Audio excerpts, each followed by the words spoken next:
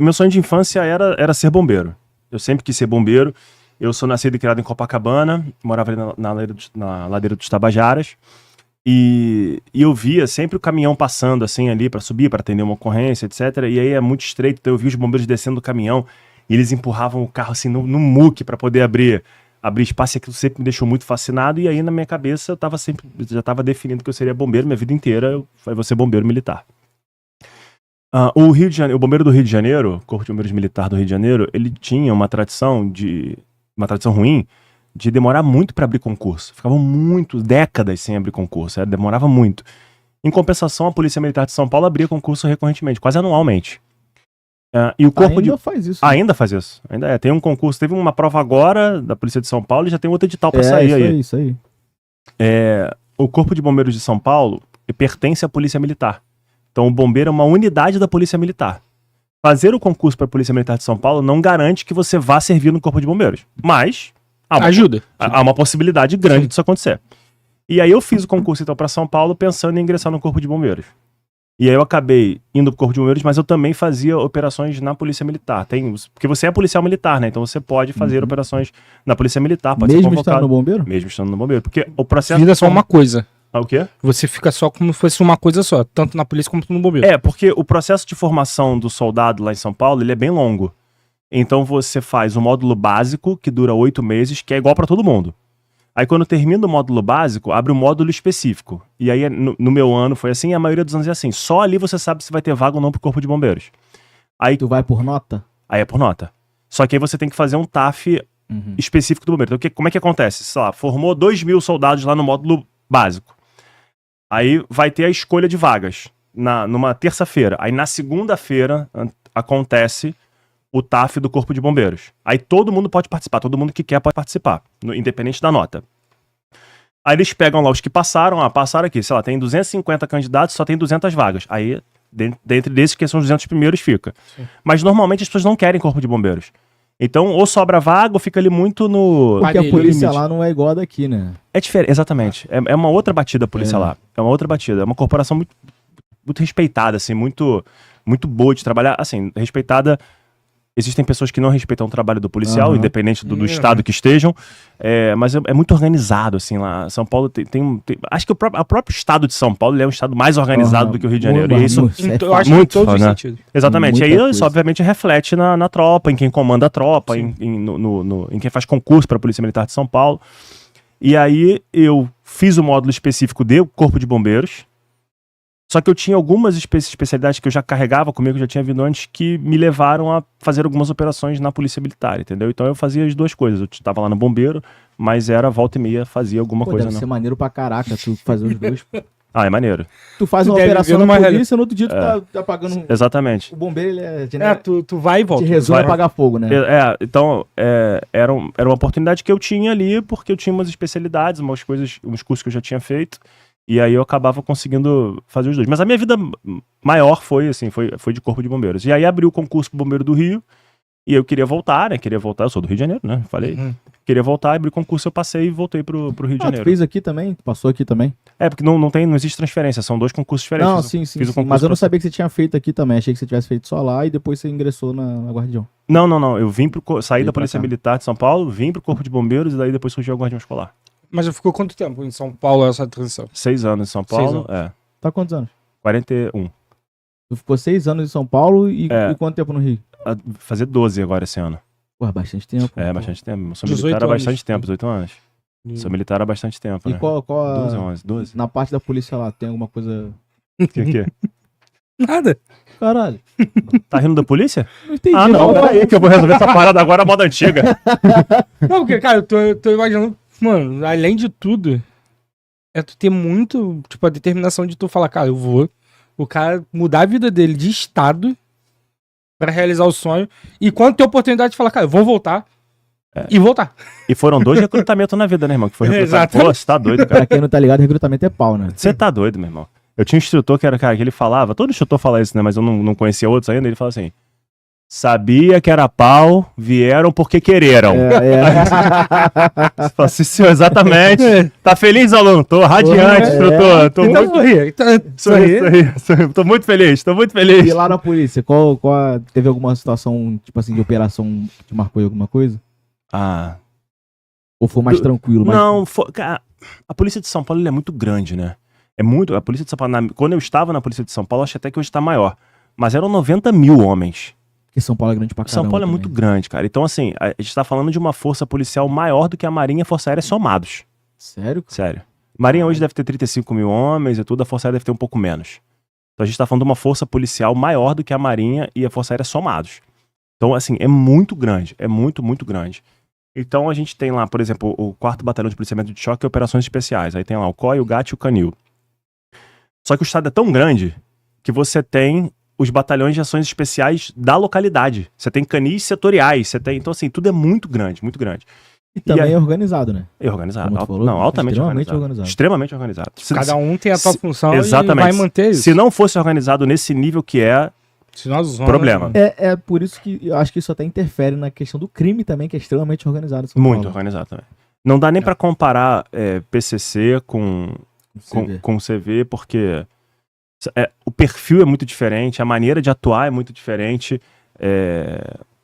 Se difícil. Houve, né, lá quando teve aquele salvo geral em 2009, se eu não me engano, 2010. Não, 2010 foi o ano que eu entrei na polícia. 2009, teve o salvo geral lá que eles começaram a atacar a base da polícia, etc. Fora isso, você não vê o bandido. Foi nesse que foi aqueles 5 dias de terror? Foi. E então, foi uma coisa que marcou muito a polícia, né? Foi uma coisa assim que marcou demais. E aí eu lembro que a gente, quando eu fui fazer estágio, era assim, parava uma viatura, era eu, um cabo, um soldado, ou eu, um sargento, um instrutor, e um soldado, o cara falava assim, vamos entrar naquele morro ali. Aí eu, com o ranço de Rio de Janeiro, falava, não, mas nós somos 3 só, pô. Leônidas, seremos 3 contra... Eu já falei que vai dar merda. Tem que parar de arrumar essa... quer entrar? Eu falava, não, sargento, peraí, nós temos 3 pistolas aqui só, cada um tem 2 carregadores. Tá achando que minha vida é vida de videogame? E o sargento, que eu vou voltar? Sargento, não, Luiz, fica tranquilo aqui no Rio de Janeiro. Cara, era impressionante, você entrava na favela, poxa, desaparecia, você descia, andava, às vezes efetuava a prisão dentro da favela, ninguém desce pra matar, o cara não desce pra matar o policial. Volta e meia acontece de ter um mais doido, como foi o caso de Santos agora, que deu origem à Operação Escudo, o cara matou um policial da rota. Irmão, aí também é maluquice, né? Isso é suicídio, né, cara? Exatamente, é loucura. É loucura. E aí, o que acontece com isso? O fluxo de venda de entorpecente para. Porque a polícia vai tomar, vai ocupar, vai ficar lá incontáveis dias, e aí o cara não fatura nada. Então, o crime organizado de São Paulo entende isso, que é ruim você ficar fazendo enfrentamento ao Estado, porque o Estado vai precisar responder. No Rio de Janeiro, não, você percebe, assim, movimentos de vamos matar o policial, vamos descer, etc. Assim, é muito terrorista, né? O crime organizado no Rio de Janeiro, ele é altamente terrorista. Em São Paulo, ele é mais organizado, né? Então, isso, obviamente, também resulta do nível de organização que a Polícia de São Paulo tem. Obviamente que a Polícia Militar do Rio de Janeiro, ela é bastante organizada também, e tem que ser assim. Mas a sensação que dá é que o próprio, como eu falei, a própria cultura do paulistano faz com que a coisa seja mais organizada, entendeu? A polícia do Rio, ela é organizada, mas ela também tem muita retaliação. Muita. A de São Paulo é organizada, mas o próprio crime já não retalha tanto. Sim. Porque, como tu falou, ele entende que se ele trouxer a polícia para dentro da favela, ele perde. Cara, mas aqui durante muito tempo, acho que ali, no meado de 2000, tinha numa, eu não lembro qual era a favela, de Madureira. Eu não sei se era Serrinha ou Cajuído. Que era esse nível. Na época, o cara, ele é o dono, ele falava, cara, não tem que assaltar aqui, porque tu vai trazer a polícia aqui pra dentro, vai parar, é pelo menos uma semana que eu não vendo. É isso aí. O negócio, eu acho que isso tem que ser a cabeça. Já que tu vai ser criminoso, pelo menos tu pensa. Mas, Luiz, é que o negócio hoje... Desculpa te interromper, tá, irmão? Não, eu acho. O negócio hoje é porque o tráfico de drogas, ele rende muito pouco lucro para a organização criminosa. Ele é uma operação muito cara. O tráfico de drogas é uma operação muito cara, que envolve muita gente. O Brasil não é produtor de entorpecentes, então precisa vir de fora, e aí assim... Toda aquela burocracia. Precisa vencer muitas barreiras para chegar lá na Serrinha, por exemplo. E hoje em dia, estima-se que ele ou empata, ou ele é 10% do faturamento do criminoso. Hoje o criminoso ele ganha com o quê? Com a ocupação territorial, com a exploração de serviços dentro da comunidade. Então você vai abrir lá a tua lojinha, você vai pagar um pedágio pro crime organizado. Você é mototáxi, você paga lá o pedágio. Você roda de van, você paga lá o pedágio. Mas isso é agora, né? Antigamente não tinha isso. A milícia que surgiu com isso, né? Sim. A milícia surgiu do eu vou organizar aqui, não vai ter mais tiroteio, ninguém morre, etc. E pra isso você me paga... Né, exatamente, você me paga pra dar sensação de segurança. O traficante não vai voltar, então você me paga pra eu te proteger de mim mesmo. Né? Exatamente. É isso. E aí a milícia... E aí, cara, não tem bobo nessa história, né? Ninguém é bobo nessa história. E aí o tráfico percebeu, pera aí, eu tenho uma operação muito mais barata aqui. Muito mais barata. Cigarro é um problema hoje, assim, o tráfico de cigarros, não é tráfico a palavra que eu quero usar. Contrabando. O contrabando de cigarros é um negócio surreal, assim, de movimentação de dinheiro, etc. E aí percebeu-se isso. Então o grande lance hoje é a ocupação territorial. E a ocupação territorial gera todos esses conflitos que a gente vê do terceiro comando, que é ocupado do comando vermelho, e aí tem a milícia, e aí, meu... Então, assim, o Rio de Janeiro é uma parada assim, irmão, que você precisa... E fora que as favelas aqui são gigantes, né? Então, o cara que ocupa uma rocinha da vida, ele tem literalmente uma cidade sob domínio dele. Cara, são mais de 200 mil habitantes, é uma cidade... A Rocinha é grande pra caralho. É muito grande. Cara, eu ia de vez em quando no Corpo de Bombeiros atender a ocorrência na Rocinha, e assim, se o morador não guiasse a gente... Se perde. Então você não chega onde você precisa chegar. Porra, cara. E você passava ali na Rua 2, meu irmão, é tudo esburacado de bala. E tem uma questão que as favelas no Rio de Janeiro, muitas são em morro, né? Então existe uma questão geográfica ali, de estratégia geográfica, que favorece a quem tá ocupando o terreno ali, que sai de cima para baixo, e dificulta para quem precisa entrar no terreno. Então dificulta para o policial e favorece pro criminoso, né? Em São Paulo tem muita favela que é plana. Muitas favelas são planas em São Paulo. Ou são mais estruturadas. Tu entra, tu nem fala que é favela, né? Exatamente, tu nem sabe. Aqui a gente tem um estereotipo da favela, né? Tem. Estereótipo, né? Sim. Parece, aquilo ali é favela. Sim. Exatamente. E quando é igual São Paulo aqui, é quando as pessoas se lascam. Ontem, inclusive, um senhor, não sei se vocês viram, vindo de São José dos Campos, entrou errado no Complexo de Israel, lá no Peixão. Aí, que não é tão plano, tem áreas planas. A cidade alta, por exemplo, você entra ali, é plana. Você vai entrando ali, ele é plana. E deram ordem de parada pra ele não parou, acelerou 80 anos o tiozinho. Caralho. Pô, é muita coragem. Não, ele, meu irmão, É um peito Bradock legal. Caralho. E aí largaram o prego pra cima, ele caiu numa vala com o carro, desceram ele do carro, bateram muito nele e aí viram que ele não era miliciano, não, 80 anos, né? E aí liberaram o senhor ali. Então, mas aí é um problema. Não morreu? Não morreu, cara. Caralho. Esse tá com... Tá em dia, tá em dia. Esse Bradock é legal, esse aí Não, Bradock esse aí tem que agradecer a Deus. Cara, uma cidade aqui perto. Cidade de Deus. Cidade de Deus é plana. Cara, se você entra... Totalmente plano. Quando eu entrei, fui levar um amigo meu lá, crescido em Jacarepaguá, conheci. Ele falou assim, cara, eu não tinha noção. Eu passava ali na Miguel Salazar todo dia e eu não tinha noção do tamanho que é aqui pra dentro. Eu falei, mas eu falei, porque Salazar, ninguém fala que é favela. Porque você não vê... Quando você pensa em favela, é exatamente isso. Você vê um morro, as casinhas e tal. Exatamente, de tijolo ali, sem... Quando você joga o cimento assim, sem reboco. Sem reboco. O efeito sonoro. É o quê? O efeito sonoro. Agora, você perguntou se teve alguma coisa que me marcou. Tem algumas ocorrências de polícia que eu não posso... Acho que mais marcaram, eu não posso dar detalhes, né? Mas teve um fato no Corpo de Bombeiros que esse me marcou demais e não foi uma ocorrência com esse personagem que eu vou falar agora. Eu sempre trabalhei no quartel de Copacabana, passei um tempo na comunicação social do bombeiro, mas logo voltei pra Copacabana, então minha vida foi toda ali, só que a gente no bombeiro tem o que chama PROG, que é o Programa de Reforço Operacional dos Grupamentos. Então, o bombeiro ficava muito tempo sem abrir concurso, começou a faltar bombeiro, então criava o PROG, então pegava o bombeiro na folga, recebia do estado pra poder fazer plantão, às vezes no seu próprio quartel, às vezes em outros quartéis. E aí eu fui fazer um PROG na área de Jacarepaguá ali, e a gente foi atender uma ocorrência na Cidade de Deus. E a gente entrou na Cidade de Deus, assim, e o que você falou é exatamente isso, assim, é enorme.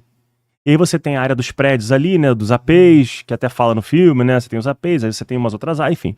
E tem uma área mais pra trás, assim, que tem aquele valão enorme ali, que ali é pobreza extrema. Eu acho que ali já é a ponta da Cidade de Deus. Exatamente, já é o final da Cidade de Deus, exatamente.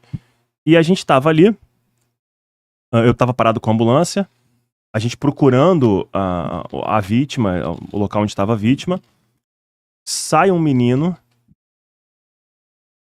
Tá comendo amendoim, né? Não, mas a gente escolheu 3 coisas ótimas pra quem tá falando no microfone. Doritos, amendoim e o ovinho. São 3 coisas maravilhosas pra quem tá falando no microfone. E aí eu tava parado assim na ambulância e de repente me chamou a atenção porque saiu uma criança de dentro de um... Eu vou tratar de barraco aqui, sem ser pejorativo, né? Sem ser ofensivo, né? Mas dentro de um barraquinho assim, negócio de palafita, saiu um menino, uma criança, ele devia ter uns 3 ou 4 anos. Ele saiu, ele fez a necessidade dele num balde e jogou dentro do valão e voltou pra casa. Que loucura. Cara, aquela imagem, essa imagem, todo dia eu penso nessa imagem. Todo dia eu penso nessa imagem. Deve ser um bagulho assustador de você ver. Cara, e aí você projeta pros meus filhos, eu tenho filhos, né? Caramba, meus filhos estão numa escola bacana e etc. E aí isso resume muito também o nível de dificuldade que a gente tem no Rio de Janeiro. A Cidade de Deus é do lado da Barra. Do lado da Barra da Tijuca. É do lado. Se você tá assistindo e você não é do Rio de Janeiro, a Cidade de Deus... Acabou a Cidade de Deus, entrou a Barra. É uma grande comunidade e quando ela acaba, é a Barra da Tijuca. E ali perto da península, dos condomínios, carece. Isso que eu ia falar, não é na Barra, é no auge da Barra. É no auge da Barra, no auge da Barra. No condomínio, inclusive, onde mora o governador. Ele mora na península. Uhum. E aí você olha assim, do lado da Barra da Tijuca, do bairro com os apartamentos mais caros do Rio de Janeiro, você tem um menino que tá fazendo necessidade num balde e jogando no valão. Então qual a chance disso dar certo? Nossa. Qual é a chance? Eu não tenho nem como virar pra essa família e falar assim, cara, esse menino precisa estar na escola. Óbvio que ele precisa estar na escola, mas são tantas camadas de antes de chegar problemas. Nessa discussão. Entendeu? E é isso. Então isso foi uma coisa que me marcou, que nem foi de ocorrência. Eu tive várias ocorrências de bombeiro, por exemplo, que me marcaram. No Museu Nacional, por exemplo, foi uma que me marcou demais. Mas essa me marcou pelo que representa o que aconteceu lá. E é muito, cara, é muito triste, assim. Você ter uma criança, e aí a gente pode, obviamente, ficar aqui em discussões sociológicas, filosóficas aqui. Cara, mas tem uma criança fazendo necessidade num balde, meu irmão. E assim, você é o cara muito estudioso. Dá pra ver que passou em Obrigado, irmão. 2 provas e até pela sua rotina de vida. Não como solução, mas como a gente poderia otimizar essas situações. Cara, que boa pergunta. Eu vou te falar, eu imagino um Rio de Janeiro. Eu acho que é muito utopia você falar assim, eu vou assumir aqui um governo, qualquer um que vai se candidatar, que vai assumir, etc. Eu acho que é muito utopia ele falar assim, eu vou pegar e eu vou resolver o Rio de Janeiro. O Rio de Janeiro é um problema altamente complexo, de várias camadas diferentes, que envolvem segurança pública, que envolvem educação, que envolvem infraestrutura de urbanismo, que envolvem favelização. Então são muitas camadas para alguém bater no peito e dizer assim, eu vou resolver. Em 2, 4 anos. Em 4 anos, prorrogável por mais 4. Eu acho que 4 anos você começa a apontar. Eu acho que se você for um cara muito sério, você em 4 anos vai começar a apontar um resultado aqui. Se você conseguir mais 4, depois fizer um sucessor que vá seguir o que você está fazendo, a gente vai conseguir em 20 anos tentar ter uma experiência assim, não, pô, beleza, isso aqui tá melhor. Eu acho que pra você chegar nesse mais 4, você precisa mostrar muito nesses primeiros 4 anos. Com certeza. E a população do Rio de Janeiro, pra enxergar isso, é mais difícil. Muito difícil. Sim. Então, o Rio de Janeiro é um país à parte, né, Miguel? O Rio de Janeiro é um país à parte. Ele é um país à parte. E aí, quem é que se elege? É o prefeitão aqui do carnaval. Eu amo carnaval. Mas, cara, peraí, né? Mas peraí. Pelo menos faz. Peraí. Carnaval não faz alguma coisa. Peraí, né? Cara. Peraí. A criança ali fazendo cocô no balde, meu irmão. Exatamente. Entendeu? Então, assim, beleza. Então são muitas camadas pra resolver. Por onde eu acho que a gente precisa começar a resolver? Com uma intervenção muito dura na área de segurança pública. Muito dura. Mas muito, muito dura. Entender que aquele traficante que tá ali, ele é um invasor. Ele ocupa um território que não pertence a ele, pertence ao Estado. A partir do momento que esse território pertence ao Estado, ele ocupa e ele dita as regras, ele invadiu um território. A gente está falando de uma ameaça à soberania do Estado e hoje, do tamanho que estão as facções criminosas, a gente está falando de uma ameaça à soberania nacional. Então esse cara é um invasor. Então esse cara tem que ser combatido. A gente pega, por exemplo, a Rocinha. Que é uma cidade. Você tá doido? Hoje tem comando vermelho e PCC em vários estados do país. Então, a abrangência... Tá numa grande maioria dos estados. Eu acho que se não tiver em todos, ele tem braço em 90%. Então, a gente tem um problema que o Estado não vai resolver sozinho. A gente precisa de apoio federal, etc, de entender. E primeiro, e apoio legislativo, de dizer, cara, beleza, a gente vai lá combater o crime, a gente vai ser muito duro dentro do estrito cumprimento do dever legal, nada de ilegal, mas ser muito duro. Só que só isso, Miguel e Luiz, só isso sozinho não é a solução do problema, porque a gente prendeu o Marcinho VP, resolveu? Não. A gente prendeu o Ney na Rocinha, resolveu? Não. A gente matou o Zinho, resolveu? Não. Prendemos o Playboy, resolveu? Não. Vai prender o Peixão daqui a pouco, vai resolver? Não. É rei morto, rei... Beira mata a vida inteira. Fernandinho Beiramar tá preso a vida inteira, resolveu? É rei morto, rei posto. Rei morto, Sim. rei posto. O cara morre na hora, alguém vai assumir aquilo ali. Já tem uma hierarquia esperando só ele morrer. Esperando isso acontecer. A vida deles não é longa, não costuma ser longa, a não ser que seja preso. É. Então não costuma ser longa a vida. Então, inclusive, muiros deles aceleram acelera esse processo, né? de morte do cara pra poder assumir. Entendeu? O cara é bandido, vai confiar em bandido, pô? Exato. Não, aqui eu confio, todo mundo é meu fechamento aqui. Ah, claro. Sim, obviamente. Até você dar a falsa sensação de poder daquela Claro. pessoa. Ele pode ter o poder, ele tá... Exatamente. Minimamente, o cara não precisa nem ser bandido pra ele ter o mínimo poder. Às vezes, dá o poder básico pra uma pessoa e ela se perde no personagem. Exato, cara, pô, é isso. E aí você tem essa camada de segurança pública que precisa de uma intervenção muito séria, e aí passa por valorização do policial militar, por entendimento do que esse policial precisa, quais são os problemas desse policial, quais são os medos desse policial, aonde é que o Estado pode agir para que esse policial tenha uma retaguarda jurídica melhor, quais são os grandes receios dos policiais. Pô, o policial todo dia no Rio de Janeiro, ele sai todo dia pra lutar uma guerra, cara. A gente tá falando de Ucrânia, Gaza, todo dia. Ele pega um fuzil e vai trocar tiro com um bandido de fuzil que tá atirando e derrubando helicóptero. Quando ele não troca, ele fica esperando a hora de acontecer Exatamente. um BO com ele, né? Então, assim, Cara, foi essa semana um vídeo de um helicóptero sendo derrubado. exatamente. Lá em Nova Iguaçu. Sim. Cara, Caxias. Caxias? Foi e Caxias. caiu numa facilidade. Na verdade, ele foi atingido e Não, o eu vi que piloto ele não- fez um pouso de emergência livrando dos fios ali. Ele não caiu, na O verdade. piloto foi muito Não, habilidoso, mas o piloto não pôde continuar voando. Correto. Né? Um helicóptero da Polícia Civil não pôde Imagina, e continuar ele não voando. caiu, não caiu no meio da favela, se eu não me engano. Não, porque se ele cai no meio da favela, era ele guerra. Se ele faz isso no meio da favela... Era uma ele- guerra. Então, olha o nível de complexidade. Então então tem que ter um braço de segurança pública aqui, importante, que não dá pra ser ignorado. A gente tem que agir com muita firmeza. Hoje, a mão de obra pro crime organizado, eu diria que ela é praticamente infinita. E aí vem o problema. Prendemos o Marcinho VP. Resolveu? Não resolveu. Por quê? Porque falta Estado pra essas pessoas. Falta Estado. Falta uma escola bacana, decente, com ar-condicionado funcionando, com merenda de qualidade, que seja atrativa para o jovem, a educação. Eu tenho 41.